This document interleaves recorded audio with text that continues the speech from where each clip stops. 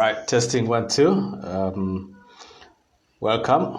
Hi Eve, how you doing? Good to see you. I hope my audio is good. Okay, right. So welcome everyone, and of course, welcome to News Libre Sports. And today we're going to be discussing nothing other than Formula One, and I'll be joined by one and only Ian. Who is going to share with me his thoughts. So we're going to share different aspects of the game, and of course, for a very long time, Formula One has always been a secluded sport. It's been a sport for say the wealthy in the country, or those who are in the know, or a very gentleman sport, and but we've seen a very significant increase of viewers of the sport in Uganda. And we've seen different clubs coming up with. There's a club in Bugolobi. There's a massive club in Nigeria, the one that actually I'm affiliated to, and that is the Nigeria. That is the Nigeria that is Formula One club. So, and I'm sorry, Nelson. Today the plan was to have it at 4:30. And we're having it 1 minute past 4:30. Apologies for that. I think if you check the poster, it was at 4:30. Emron is asking about where the fraud is. He's just about to come in a few minutes. We're going to get him, and then. But one thing is for sure. Petro. I mean, yes, Nelson. Formula One is for petrolheads, people who love the sport. To everyone that has joined in, I'm seeing Edgar, I'm seeing Emron, I'm seeing Ian, I'm seeing that is Joanita coming in. But Ian is finally here with us. Hello, Ian. Hello. How you doing? I'm okay. How are you? Yes. As you can see, there's a difference in a picture quality. Ian is in a country where the sunlight is more golden than mine, but we'll go with that. I heard your opening salvo. It sounded like as if you were trying to say that the rest of us who have now started joining Formula One, we are not of that earlier class. Well, you are a petrolhead, Ian. Let's start from there. And you love the thrill of the adrenaline going through you, and that's what most Formula One is all about. The thrill, the overtakes, the corners, the yellow flags, and all that stuff that come with it. Of course, Nelson is already saying he hopes you're not supporting Ferrari, but we all know you might be a Maranello. I'm wearing red, but I'm not a Ferrari fan, if that's anything to go by. All right. How is Paris, first of all? It's sunny today. Very good temperatures. Yeah. Yeah, so I actually had the opportunity to go and walk around. Of course, we have to have face masks and everything, but it's much better than it's been before. It's more open, it's more lively. People are starting to come out, so promising times. Well, that's a good sign. For us yesterday, we were given a glimpse of we can now go back to normal. 2 seconds later, we're told, sit your asses down, relax. There's no way you're going. But I mean, let's get into it. What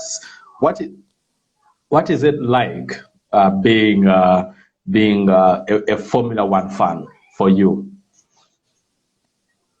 Well, to start off, my dad was a motor vehicle engineer, so so that is how you get into these things. Initially, he was a big Formula One guy. He loved his cars. He was an exclusive Mercedes engineer within the country.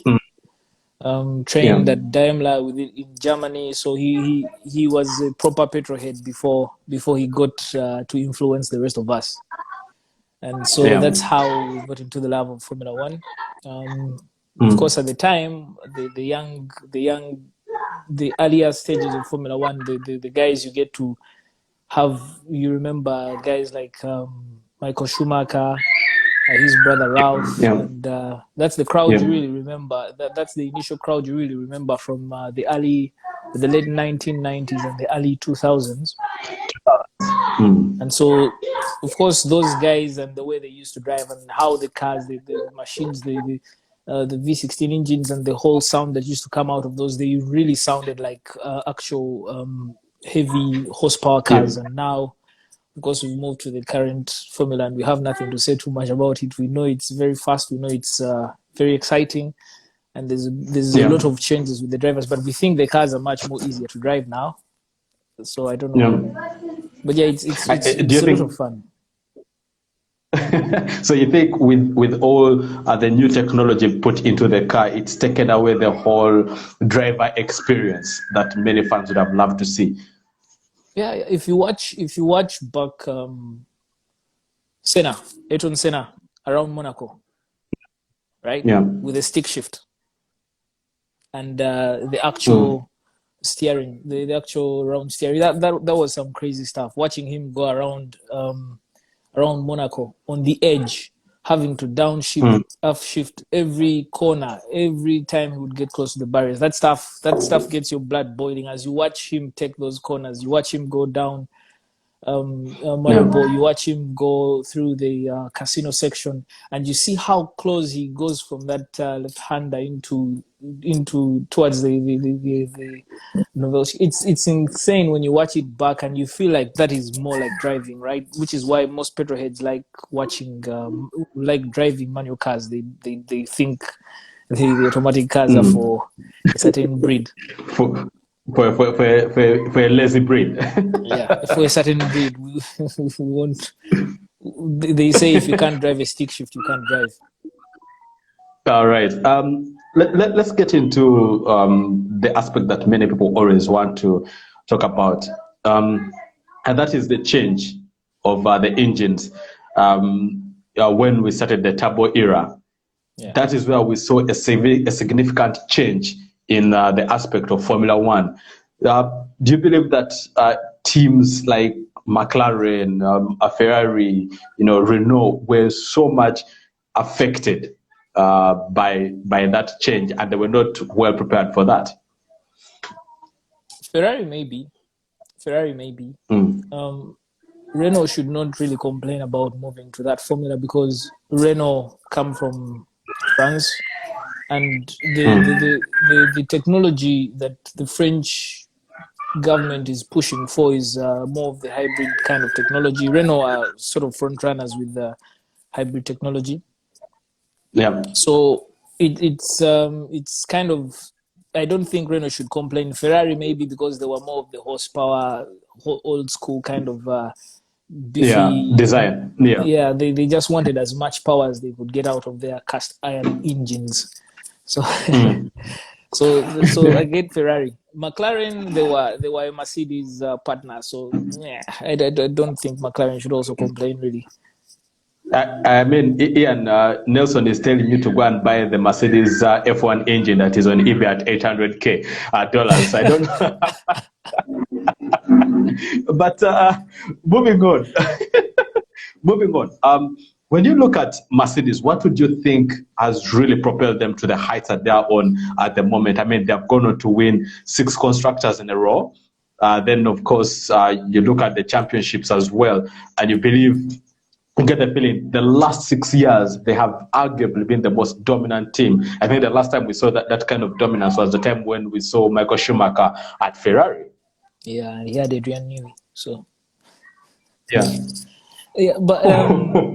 Mercedes have been. Some people say these are Ferrari people. The Ferrari people say that they had an upper hand on everyone else as far as the engine development is concerned. But they had some peaks into the upcoming regulations. So they believe that Mercedes sort of took a step forward, and they've just only caught up because there's only so far you can push technology. But Mercedes as a team, the works team, they've thrown as much money as they could towards this project. they've gotten the best minds, the best engineering minds you could. They had some really forward-thinking guys. I mean, Mercedes.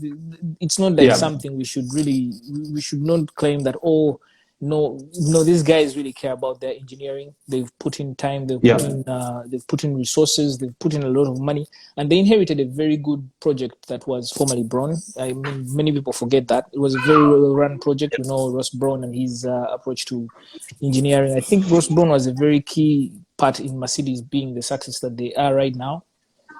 Yeah, and true. Then they had the strategy. They had the idea of going out and pulling one of the best drivers into their seats, because if it's only so good if you don't have the best drivers on the grid. You need to have the best drivers. They had Hamilton join them, and the combination of the car and the driver was really what propelled them forward. And with Formula One, once someone has an edge, like once someone is ahead, at any point, it's very hard to catch up unless they change the formula. It's basically what they have to do.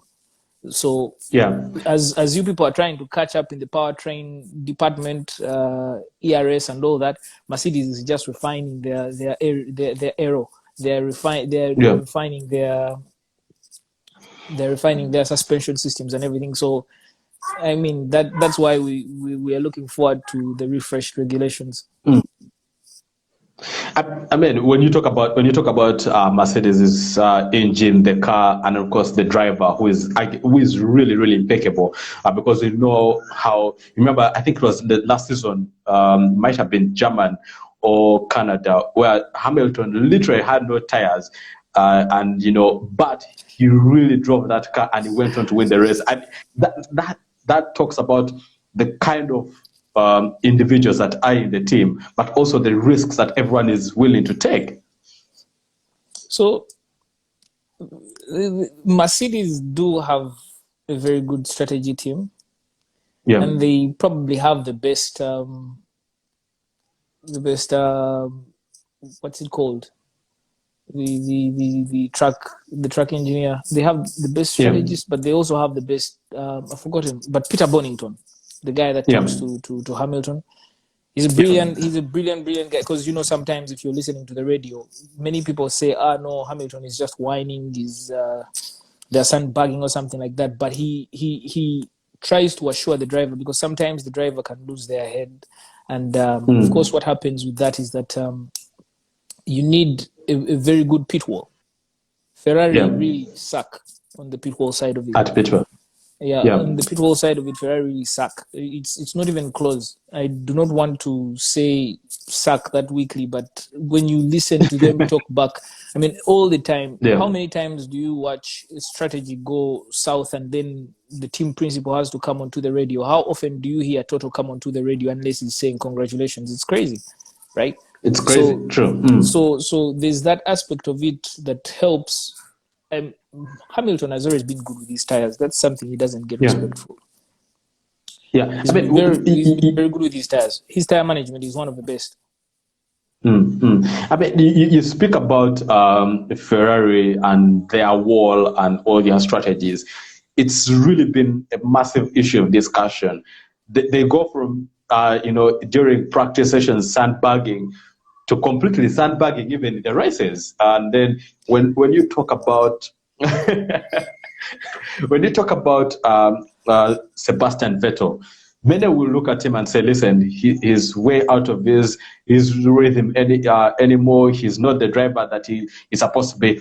But some will argue that as we entered into the season of 2019, he seemed like he had reached a point where he knew that the car that Ferrari were presenting him with was no longer the car that could compete, and he was not going to put himself out there. The Vettel situation is a tricky one, because we all know Vettel is fast. Over one lap, he's brilliant. And we've seen him through the lower formulas. From F3 when he was fighting with Hamilton, he's very good, but of course he's very good when he's at the front. Really, he's very good at making his car very big and making it difficult for you to overtake. He's good at when to pick when to pick to go inside and when to pick to stay favorably on the outside. He's very good when he's leading. The only problem is that when he has to come from behind, then that's when you have to see the full metal of Vettel. His last championship, of course, was decided in the final race, and that's when he showed some of his greatest racecraft. Crashing initially at the start and then coming back from behind to win the title. But coming into last year, after Kimi Raikkonen left and he was paired with the young Leclerc, everyone looked at the Ferrari. Everyone looked at the Ferrari car and everyone thought, okay, Ferrari, how they should have won 2018, I think.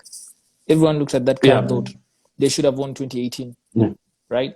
But some strategy issues and they should have won 2018. So coming into 2019, they had this barnstorming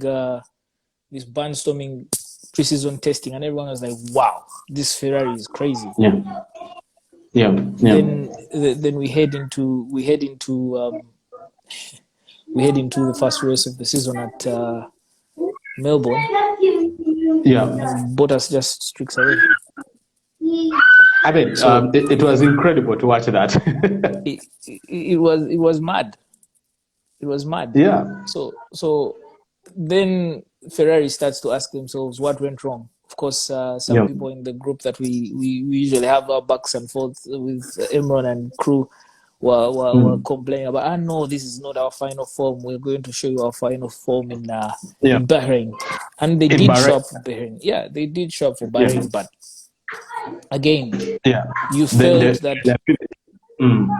you felt that they didn't win it, their opponents lost it. I don't know if that makes sense. So, it does. So Ferrari, you'd see his frustration with the team starting to grow. And the more Charles seemed to do well, the more Charles seemed to do better, the worse it got for Seb. And it seemed the team got to a point where, they kept on having team orders at some point and people were complaining because clearly Charles was faster. True. Ferrari reached, I think, somewhere after, which race was it? I think Spain. After Spain, I think they stopped trying to push. They stopped trying to push the Sebastian. The design language that favored Sebastian, because they realized that they had a driver that could get the best out of the car they had at the time.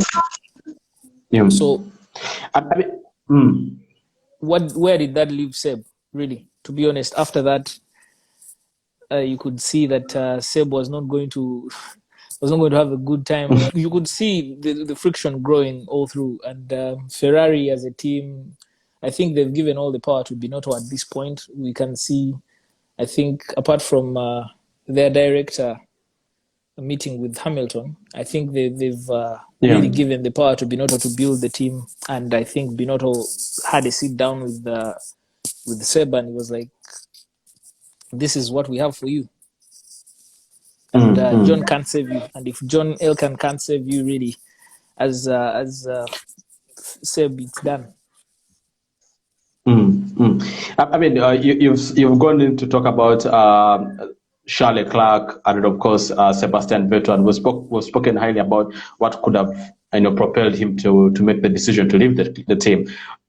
When you look at Mercedes, first of all, they have chosen to retain the core. Of course, this is all pending for towards the end of the season, if they are going to stick with that is Valtteri Bottas for the 2021 campaign. But as it seems now, which team do you look at and thinking they are looking at building a formidable team for next season? Because you have Carlos Sainz at Ferrari, you have Charles Leclerc together with Carlos Sainz, but that's a very young core, very, very young core, and you can't really depend on it to win your title. But you look at McLaren. They have the two comedians in Carlos Sainz and Lando Norris and Daniel Ricciardo.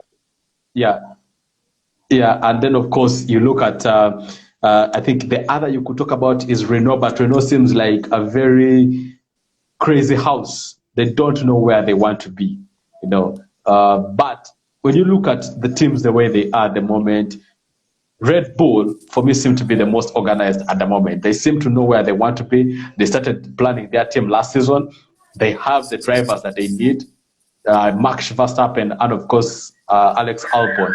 Who do you think would be the teams? Also, Nelson, Edgar is without data anymore. I think his data has gone.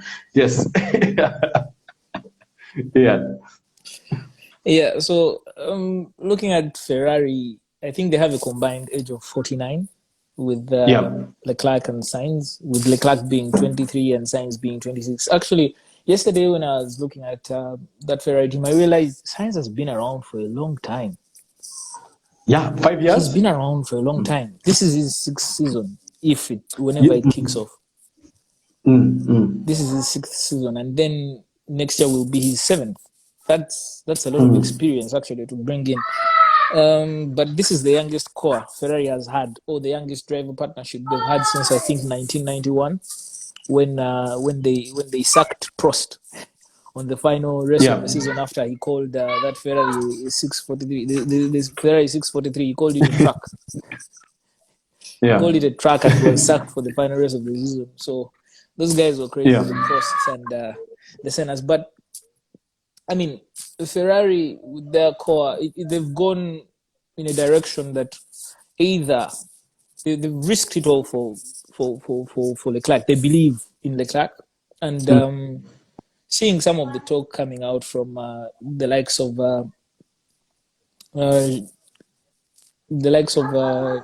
Binotto and the crew, John Elkann being the specific one, and also the people who've been around the Ferrari driver development crew, they believe in Max. They think, they believe in Leclerc. They believe that this guy has got that it factor, the wow factor that allows him to go ahead and maybe turn into a future champion. There's something that Imran says generational talent. Yeah. Sometimes you see it early on. You see it very early. It's like when Seb broke onto the scene, when Hamilton broke onto the scene. Those generational guys, the Max, though I don't know if I'll put him there yet, but they look like Leclerc has that factor. So for Sainz, I feel for him because maybe I wouldn't. I mean, we all take decisions. If I was going to be a number 2 at Ferrari or a number 1 at McLaren, if McLaren I'm fighting for 7th and 8th place, and at Ferrari I may have the occasional podium, I think I would go with that one. But it's a risky decision for Ferrari. If it turns out terribly, they will not hesitate to fire people. So true. I think Binotto has put everything on the line for 2021, and hopefully it turns out. If it doesn't, he's going to be kicked out after that 2021 season. Everything is on the line for him over there. I mean, someone said that actually the pressure may not be on Carlos Sainz, as per se. The pressure is on Charles Leclerc to deliver. But we've seen that Charles Leclerc is such a very comfortable driver. Does Leclerc look like he has pressure? When you watch him, he looks like he has pressure. You remember his race? He looks like courage. Around Monza, he was holding off Hamilton, right? And they were trying to tell him, now watch your tires and everything. It's like, let me do this. Get off the radio. I got this. Like, let me do my thing. Now that's a young driver who exudes confidence. It's like, well, if I mess it up, it's on me. But but let me do my thing. Like, get off the radio. Let me hold this guy back. I have a 5-time, soon to be 6-time world champion behind me. Let me do my thing. And that was very impressive from him. And of course, there was some dirty play in there, but we won't get into that. Monza would have rioted if the flags came out, especially after what we'd seen in Canada. So, it's very interesting. He seems to have for the lack of better words, the balls to be a very good driver. He has what it takes. He has that X factor. Also, the way he handled Seb, that was very impressive. I mean, having a 4-time world champion in the other car, and you drive around confidently, you basically kick him up. You kick him out of the team. He basically kicked Seb out of the team because Seb clearly asked for number one status, and they told him no, it's not happening. And they said they couldn't it's afford not him. happening. Yeah. Yeah. So Leclerc has everything it takes to be a future world champion. It depends on the car that Ferrari are willing to give him, and also the quality of strategy that they're willing to come up with, unless they are really so good that strategy has no play into which I don't expect to be the case. Yeah, I mean, as we wrap up with the Ferrari and, of course, the chaos that they always present, the never-ending backroom drama. When you look at the practice sessions this year as we're coming into this season, the car that they presented, do you think that that car could have had the ability to challenge the season? And of course, we all know that the season could begin in July with all the discussions that are happening with the different circuits. The season looks likely to start in July. But when you look at the car that Ferrari has, do you think that they have the opportunity to go after Mercedes and Red Bull? For this year they're going to be close. Red Bull looks like a very strong team, a very, very strong team this year. Albon seems to have settled in quite nicely towards the end of last year. So Red Bull are going to be much, much faster. That Renault engine looks very good for the first time in a while. Yeah. Reliable. Renault did pull out some scorching laps at the end there, and if Red Bull were running a lowered engine spec, then that means that Red Bull have a lot more potential in them. I think you saw that lap that Verstappen aborted towards the same. Yeah. Yeah. Towards the end of the testing, precision testing in Barcelona, the Verstappen went on a hot lap, a seriously hot lap with that Honda power unit. Yeah. Yeah, I'm sorry. I'm from the old age where Red Bull was with Renault, so my head loses it sometimes. But yeah, he pulled out a scorching lap towards the end, and then he aborted it, and it just went into the pits. So that's that left everyone thinking, "Whoa, that looked like a very good lap. That car was hooked all through that track." And everyone they think that they're going to have a good season. They believe that Red Bull probably will win the Constructors' Championship this year. Yeah. Which I do not argue against. I think they have a very strong package this year. The only thing that I can tell you is that Ferrari are not going to win the Constructors' Championship this year.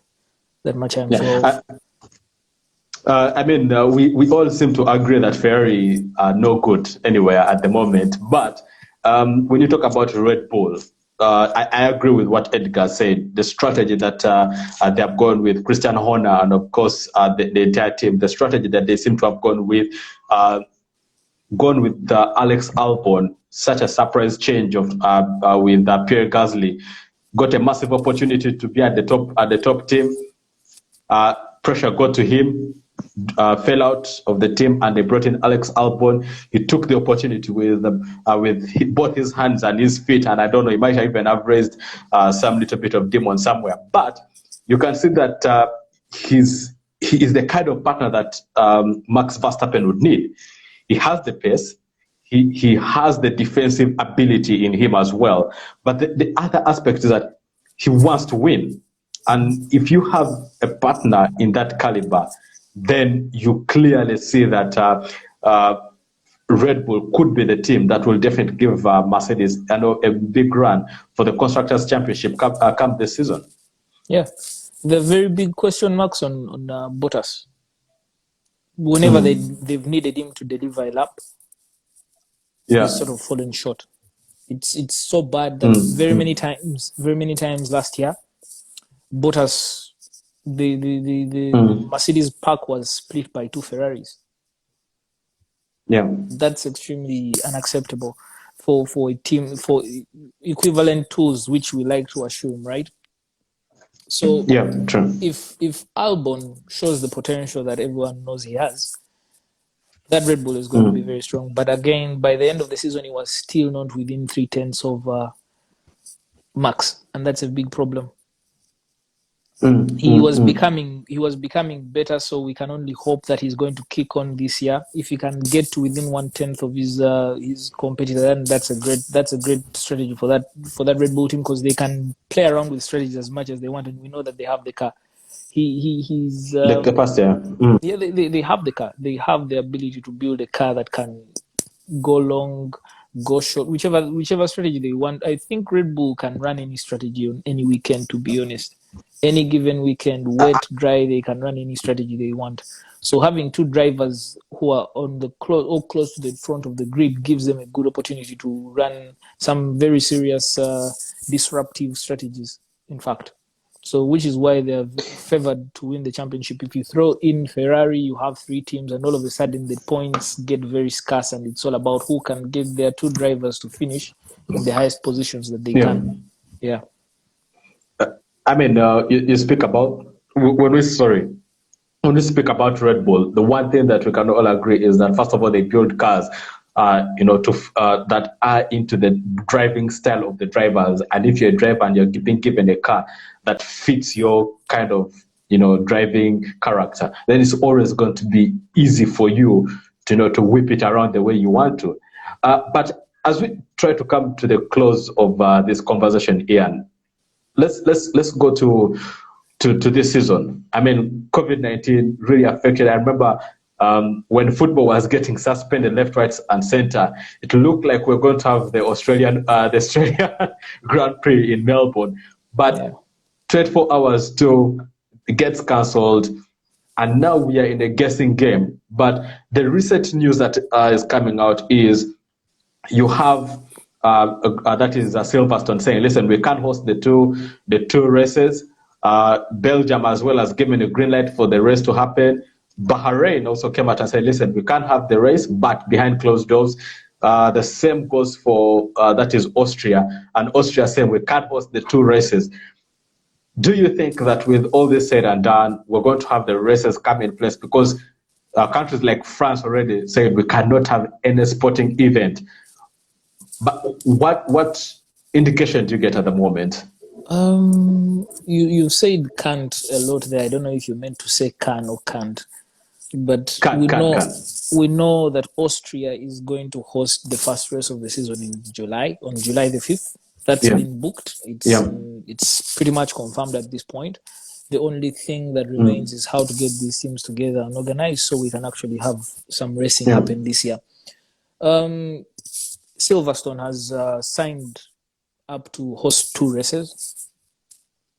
They hopefully will give us back-to-back races, but the problem is that they have to come to an agreement with the British government, which should happen somewhere. They've pushed it forward. They've pleaded with the government to exempt, because the British government has put in place a rule that every person coming into the country has to have mandatory 14-day quarantine.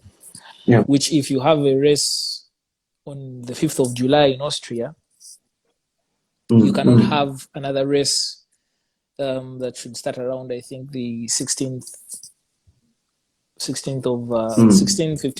of July, because you don't have enough time. Yeah, you don't have enough time to meet the 14 days of quarantine. So that's really what's holding back. That's really what's holding back the potential of our British back-to-back header. They'll call one British Grand Prix, and they'll call the other one either.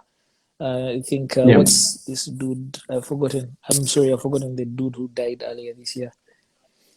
But they would name the second race after him, so they would call one the British Grand Prix, and then the other one, I think, Sir Stirling Moss. Well, I think so. Sir Stirling Moss Grand Prix, and then we'd have two back-to-backs at Silverstone.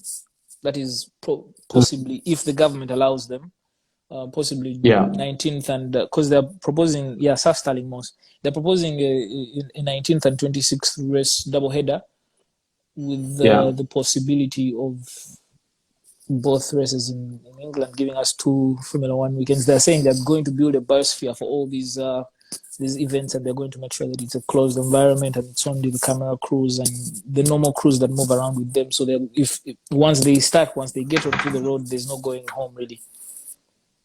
So Hungary we will have the European leg there. Hungary is proposing to come in, I think, on the 2nd of August. Spain wants to hold their race on the 16th of August. So we have a European leg in between there with Spain, Spa, Monza. France is a bit tricky, but they do want to have the French Grand Prix rather than Monaco. Monaco is a goner this year. As things evolve, because that will be somewhere in September between 6th and 20th before we head off to Singapore. Singapore is also having discussions. Singapore are very, very positive about that. And Russia don't care. Russia do not care, so they'll have a race whether you like it or not. And then we would look at our Asian leg of it. The Asian leg, which would be around Japan and hopefully China. I don't know about China though, because that's a very complicated topic. But yeah, Japan, and then but I think China could have. China are looking at how they can also try and reopen some of these aspects. But, of course, the Grand Prix itself, the major holding back factor is going to be whether fans will be allowed in or not. Of course, I've seen that for China, they are starting to let people back out, but they are still also very conservative about whether to have sports resume with fans or not. But we've also seen some circuits that had been quiet for a very long time, trying to say, listen, if those guys are not willing to hold them, we are willing to hold them for you. I mean, it's crazy on this current calendar. About 6 of them are up in the air for next year, so it's going to be a lot of fun. Looking forward to racing. There's a few things that I wanted to go over in this particular discussion, but I don't know if we have the time to, because there's a lot of developments in Formula One that are very interesting for me that have been coming, especially after the COVID-19 situation. It has led to a lot of evolution in the racing space. Formula One, because we know we were looking forward to new regulations next year. Those have been pushed to 2022. They will not be happening next year. The Concord agreements won't be happening this year. So as such, 2022 is when the new regulations come in place. So, I mean, if you're Hamilton, you're looking at adding 2 more world titles onto your bow there, because I don't think anyone is beating him, to be honest. As long as that Mercedes is firing, I don't think he's going to lose. The only problem he can have is maybe not winning as many races in a single season, but his wise head will always get him to, finish. The whole point, I think, as he's evolved, you've noticed that he prefers to finish a race rather than throw it on the inside of Max Verstappen. So it's very, very interesting. I saw him overtake Max Verstappen from about 4 cars lengths. He was way over there, overtaking Verstappen into turn 1. He was like, I'm not having any business with this boy.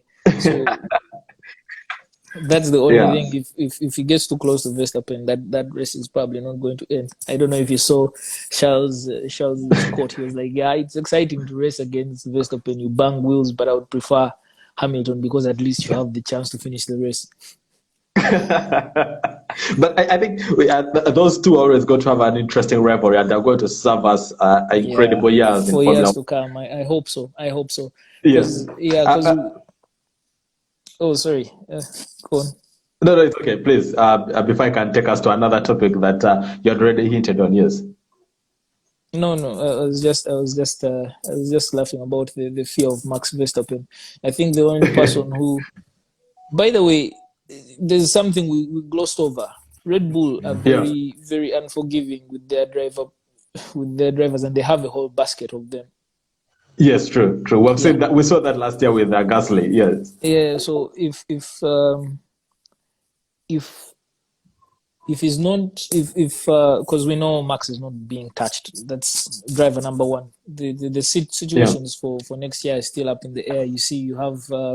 So far, Mercedes haven't confirmed anyone, but we know they're likely coming back with Hamilton. There's a desire to renew for both sides. Bottas probably is not coming back. I don't think, unless the situation is really bad, I don't think Bottas is coming back. He may go to Renault. I think he would suit Renault very well. Bottas. Probably should send him to Williams. I don't think he would want to go back there. I don't think he would want to go back there. That Williams situation was one of the worst. It was crazy. Williams is a joke of a team at this point in time. I feel for George Russell, really. But George Russell looks like he's also in line for that Mercedes seat. Yeah. So it's very interesting when we were talking about Vettel coming into Mercedes next year. It was quite fun to see that Toto still has his eyes on George Russell. George Russell is renewed for next year as well with Williams. So that's a Williams has a seat open. Maybe it goes to Bottas if he doesn't want to quit the sport. Maybe Vettel can finally show us that he can drive. I mean, if anything that we have been seeing on Sway, on Twig, and of course the rest of the online races that they've been having, then George Russell could actually be an interesting driver for Mercedes. But I want us to discuss the aspect of the budget cuts, the budget caps that are going to take place. When you look at, first of all, the different teams are going to be affected. Of course, the smaller teams are allowed to have a slightly bigger budget as opposed to the budgets that the leading teams will be having. And in terms of developments, the bigger teams will be limited on how many developments they'll be allowed to implement. How do you think this is going to try and bring a little bit more competitiveness and also bring the other teams to where the likes of Ferrari, Red Bull, and Mercedes are? I'm not getting your budget cap being open for lower teams. No, I don't. I think the budget cap is blanketing all teams. They have a $145 million budget cap for next year. Yeah. Some teams were trying to have it reduced to $100 million because of COVID-19, but they couldn't come to an agreement about that. The top teams were like, if you do that, we are done with this. We have other avenues. In fact, Ferrari is exploring other avenues that aren't Formula One because it's in races.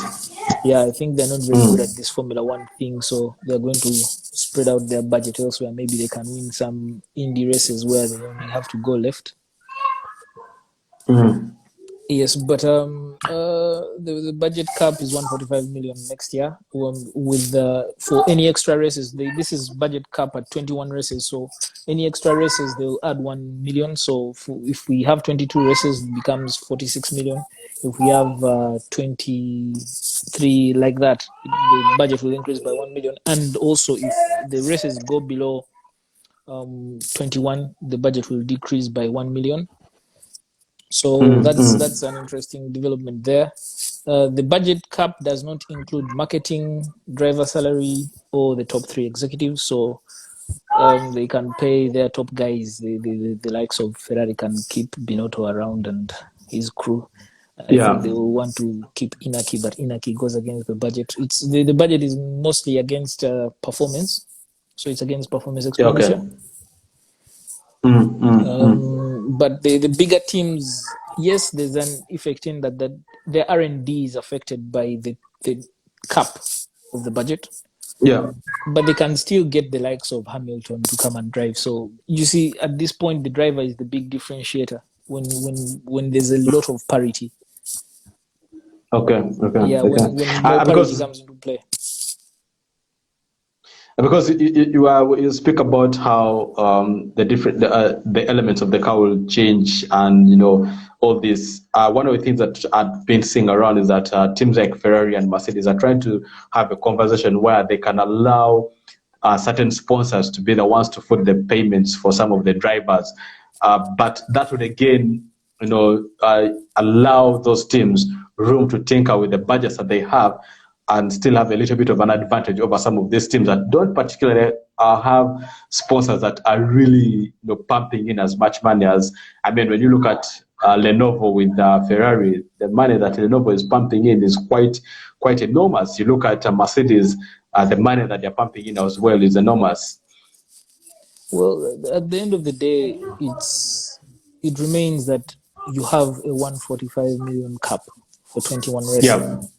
So no matter how much you do, you will be bound to the 145 million. So if the pink Mercedes, for example, going to be called something else next year. I mean, they really came with like the W10. I don't even have anything to talk about that pink Mercedes. But if they can find 145 million in development and they don't waste it, maybe developing a winglet for some crazy amount, then yeah, they should be able to compete. The whole point is, it just means that rather than where you're chasing someone for 5 years that you can't catch up with, in this case, each year you have a 145 million budget, and it also makes it more attractive for sponsors because I can come in and I have more visibility, because if I pump money into a smaller team, there's a higher chance that they're going to perform well, rather than this energy drink guy who pumped money into us and they ran away because he didn't see any value proposition. So the ideas that they have are very, very, very, very forward-looking with Ross Brown. They plan to continue reducing that budget, and they'll also have something about prize money spending. They're going to have some restrictions on prize money spending. Those are still under discussion for the Concord agreement, so that we'll have to wait until the 2022 regulations come into place. But the budget cap is in place until 2026. So anyone who wants to leave, for example, Ferrari, I think at some point they won't be missed because yes, their fans will not be happy that Ferrari is gone, but it seems Formula One group, FOM, they're much more into the idea that they prefer that they have a competitive formula. A competitive, yes, which is why they are also looking at revising the prize money rather than the previous one where we've had a bulk of it go to Ferrari. I don't even know how these things were agreed in the first place, but we know Ferrari ran Formula One for a while. So, the punishments for breaking the budget caps are quite serious. It's going to be handled on a case by case basis.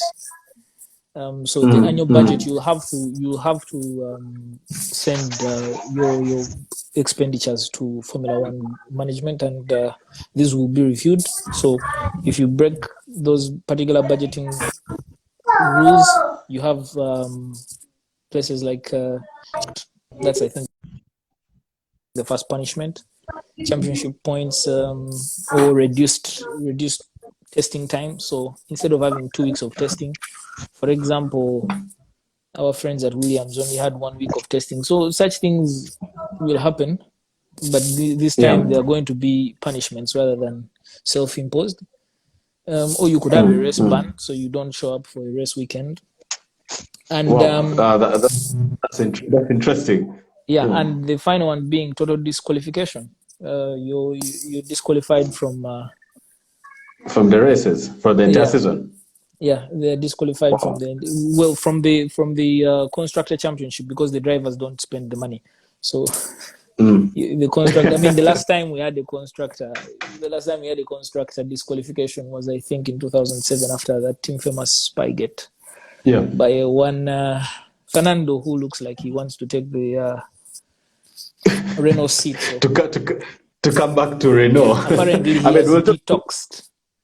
I mean, we'll have to just give a little bit of a hint about Fernando Alonso and coming back to Renault. But it's really very, very insightful talking about the budget caps and the implications, and of course the different punishments that could be put down to different teams. And we wait to see what happens in 2022 when this does happen. But the driver movement. When you look at on Tuesday, Ferrari comes out, they announce that Sebastian Vettel is leaving. The next morning, they're announcing that Carlos Sainz has signed with them to take the second chair alongside us. That is Charles Leclerc. That only, for me, it gives an implication that Ferrari did not try as much as possible to hold on to the German international. It looked like the decision had already been made. They had been having backroom conversations, and at the end of the day, it was just, they were just waiting for when to make the announcement. I think they moved on from him after Brazil. After Brazil. Anyone who knows how to translate German can tell you they moved on after Brazil. Yeah, he did. He came. I think that's when it all came to a head at that point. So, yeah. We'll have to wait and see how the pairing between Carlos Sainz and Charles Leclerc pans out. Of course, the first 5 races will give us an indication of what those two will have for us. But now, what would be your predictions for this season? Should the season actually does go ahead to begin? Because already we've seen Chase Carey coming out and say, "Listen, we may be prepared for the worst case scenario, but we are preparing to have the season go as scheduled. We are trying to have all the measures in place to ensure that our different teams travel safely, but also we have the races safely." Yeah, like I said, they're planning to have a proper biosphere. It's essentially they're trying to build. It's not like they're going to build some sort of biodome over the venues, but they're having a biosphere in that they're controlling the people that are interacting with the race day conditions, the people that are interacting with the stewards, the particular stewards that are coming into the event, and how to manage the whole situation of the drivers and the crews, the pit crews, the directors and everything, the broadcasters and everything. So yeah, they say they've built a very good protocol. I think they presented it to the British government, and they hope that the British government agrees with them, because it's very important for the British government to go along with that. If the British government goes along with that, the European leg is going to be a success, because those are the ones who have really they're the problem, really. Okay. I mean, Ian, it's really been insightful, and for like what most of the guys have been saying in the comments, it's been a very insightful conversation. And let me see if there are any questions that were being asked here. Simon and Emron seem to be arguing, but they are promising to take you on in the group. And then, of course, Ernest is saying, please note that Toto Wolff is Voltaire's agent. So it could bring a bit of issues in terms of Voltaire going to the next team or the other team. Edgar is asking about if there's a group for WhatsApp. There is a group for WhatsApp where you can actually bombard Ian with all those questions. I'm not sure if he will give you time to answer all the questions that you have, but yes, there's a group. I have time. I have time. Starting Thursday is a public holiday, so Thursday all the way to Monday, I have time. That's not the best way to start showing off, Ian. But yes, no. I'm just saying I have time for the heat. They can bring it. Okay, perfect. So, and then of course, Baron Edgar and Ernest are saying Ian has content. Well, Ian, with all the time you spent in the game, you definitely have the content. Simon is saying, I think Formula One should select a few Grand Prix and let them hold double races, because travels and quarantine is going to bite so much. Of course, Simon raises a very pertinent issue there. So many teams, so many countries are talking about quarantine, the 14 days of quarantine, and if you're going to have 14 days of quarantine, then it's going to chew into one, the races for the different countries. Number two, the practice sessions, the setup sessions for the Grand Prix as well, because we know it takes different teams about 7 days to just set up their garages the way they want them to look like. So that could affect them, and probably Formula One would have to look for ways to work around that. But it does bring a bit of a scenario, really. Well, Formula One has been very good at moving equipment from one place to another.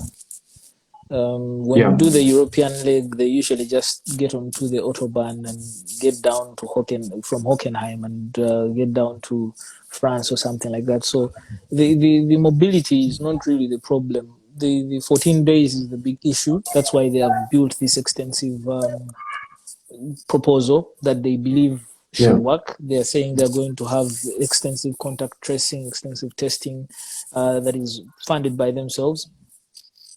And so they are looking at the possibility that once these rules are passed, of course they have to be passed because you have your own proposal, but it has to be passed. So they should have, to be honest, looking at the way they've managed to turn around from the COVID. I mean, they turned their factories into respirator make manufacturers in the blink of an eye. So these guys should have the ability to move this equipment from one place to another in under 48 hours. The whole point is they set up like over 2 days. They use 48 hours to set up fully. And in this case, you don't need all the people there. You don't need, that's also part of it. They're thinning down the crews that they're bringing in place. So they don't need that many people for these particular cases. So what is going to happen is they'll have fewer people and maybe less logistics to handle. Okay. Edgar is asking, what do you guys think about what Buxton was talking about on some podcast about having a mega Grand Prix? Yeah, that is, they're looking at where they may have the so-called mega Grand Prix. Yeah, right now, the only places that look like they're feasible are Austin and probably Abu Dhabi. Yeah. Yeah. Interesting. Those are the two places that look like they're feasible for that particular exercise. But again, we hope, I mean, the calendar has been thinned from what? We probably had the biggest calendar. We've missed Zandvoort. I really wanted to see those guys around Zandvoort. Yeah. And so the calendar has been thinned from 23 or something races to about 16. It's a bit disappointing at this point, and maybe 16 because a few are looking to go double. So double, yeah. We can only hope that this turns out great because right now we have about, let me just do a quick count, 1, 2, 3, 4, 5, 6, 12. 12. Yeah, but that will be like back to the old school rules. So I think they should also go back to the old school points scoring where you have 10, 8, 6, 4. So the championship is also that much harder to win. And whoever wins the title this year is a proper champion, not this 26 and then... and you go to 12. And yeah. I mean... I want if you win 10, 8... Be deserving of it. Okay. So Ian, as we get towards the completion of this, when you look at first of all where we are at the moment, of course, me and you will have another one of these conversations towards the end of June as we get closer to the races. But when you look at the teams, the way they are set up now, of course, after we saw what happened in the practice sessions, which teams, which would you point out to be the teams that would finish in the top 4? Or the drivers that would finish in top 4. I don't want to say top 4 teams because that's easy, but the top 4 drivers. Top 4 drivers. I know I have the opponents. You have Lewis there. You have to give. Let's go according to 4th, 3rd, 2nd, and then champion. That's a very difficult one. I think that's a very, very difficult one. 4th, I would think Seb, if he cares.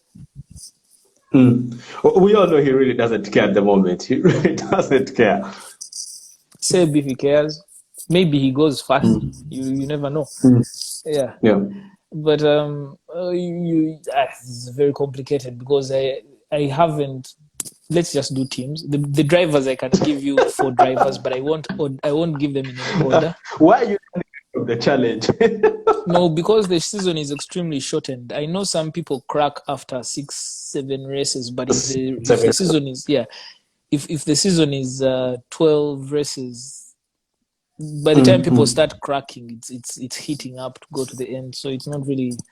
But yeah, if I had to give 4 drivers in no particular order, I can give them in an order that I would probably want to see. I would want to see possibly. Instagram has given you 10 seconds. Why has someone given me my name? Okay, yeah. I have Lewis, I have Charles, I have Max, and I have Albon. All right. Thank you.